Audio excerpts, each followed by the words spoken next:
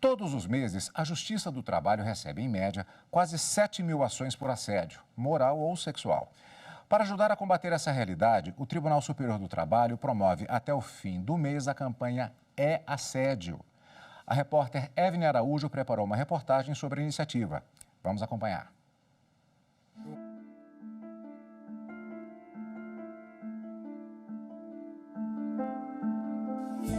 A Justiça do Trabalho recebe mensalmente, em média, 6.400 ações relacionadas a assédio moral no ambiente de trabalho. O cálculo considera o volume de processos iniciados em 2022, quando foram ajuizadas quase 78.000 ações trabalhistas com essa temática em todo o país. Em ações de assédio sexual, foram 4.435 processos iniciados em primeiro e segundo graus e 105 no TST. Informação é essencial para enfrentar práticas abusivas. Em ambos os casos, o volume de ocorrências em que trabalhadoras e trabalhadores são vítimas pode ser maior, já que muitas pessoas têm receio ou não sabem como denunciar. Isso pode gerar outra preocupação, a subnotificação.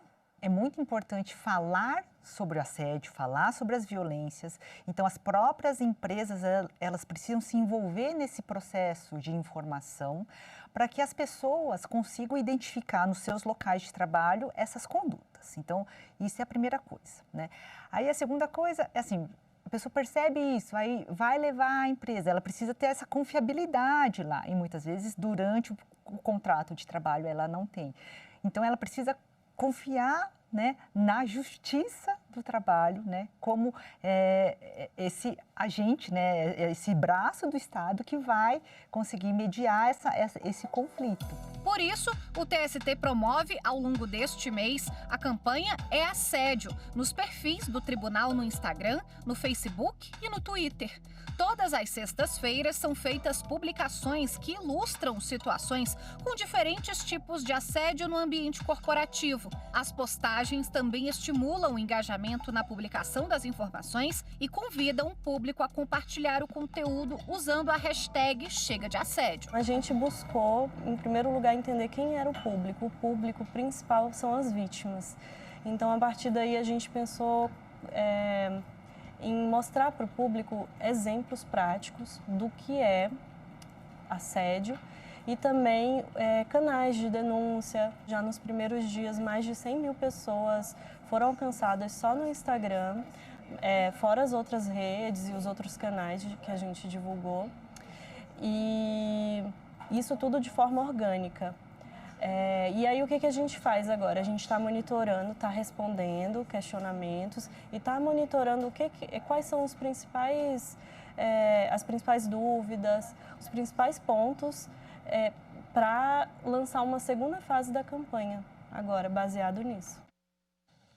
E para detalhar o assunto, recebemos aqui nos estúdios da TV Justiça a juíza auxiliar da presidência do Tribunal Superior do Trabalho, Gabriela Lenz, a quem, antes de mais nada, agradeço pela presença aqui nos estúdios da TV Justiça para falar sobre o tema e dou o meu boa tarde. Boa tarde, Cadu, boa tarde, ouvintes.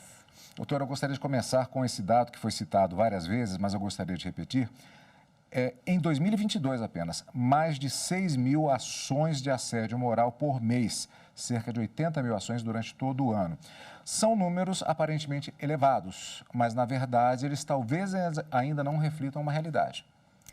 Exatamente. O que a gente percebe, né, enfim, na atuação e acompanha em pesquisas, é que esses números, eles ainda são inferiores ao problema que a gente vê no mundo do trabalho. Porque essa questão do assédio é uma discussão que está vindo à tona com mais ênfase nesses últimos anos, mas realmente é um problema epidêmico que a gente tem hoje nas relações de trabalho, essas violências que atravessam a relação. Eu tinha um professor que ele dizia que a maldade você não precisa nem ensinar, ela floresce de diversas formas. Quando se fala em assédio, normalmente falamos de assédio moral e sexual.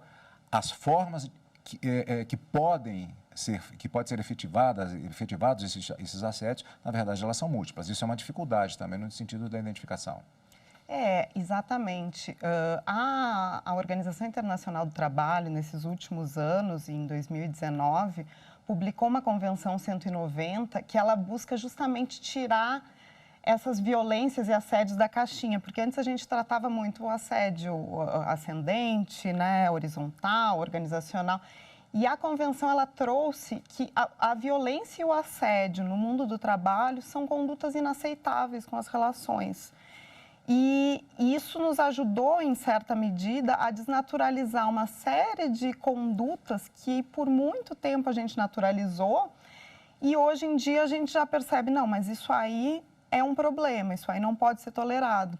Porque quando acontece aquele problema que a gente sempre leu como assédio, né, por exemplo, do chefe batendo na mesa ou uma violência mais direta, na verdade, muita coisa aconteceu antes daquele momento que foi sendo naturalizado dentro da organização, né, dentro da instituição pública e privada. Então, por isso, hoje em dia, a gente tenta muito mais atuar na prevenção, na construção de um ambiente de trabalho saudável do que nessa repressão posterior. Porque quando aconteceu a violência e o assédio é porque a gente já falhou, né, nessa medida preventiva.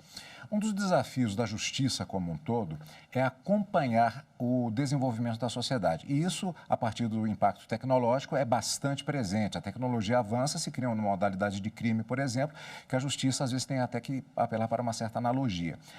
É algo semelhante ao que acontece em relação a isso, porque até há não muito tempo havia uma naturalização, eram comportamentos considerados absolutamente naturais. Isso está se modificando.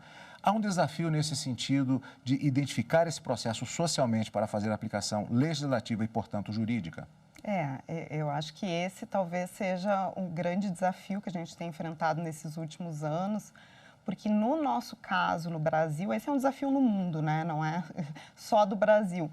Mas o Brasil, a gente tem esses quase 400 anos de escravidão.